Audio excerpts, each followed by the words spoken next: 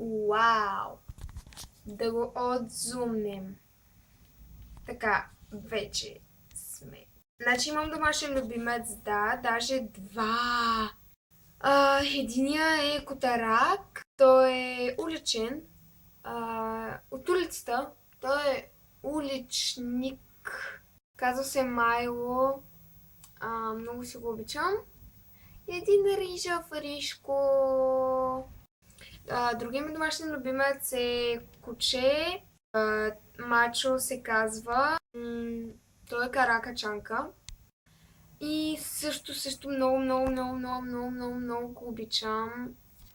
И наистина ми е гадно, че трябва да живея без тях през лятото. Много е гадно да живееш без домашни любимци, защото нямаш кой да си гушкаш и кой да си мачкаш и когато ти е скучно нямаш с кой да си играеш. Мисъл, в принцип си играя уж с сестра ми, също се боричкаме, но това е друго. Но тя сега е в Германия, няма как с кой да се боричкам. И на всичкото отгоре от 5 дена живея сама.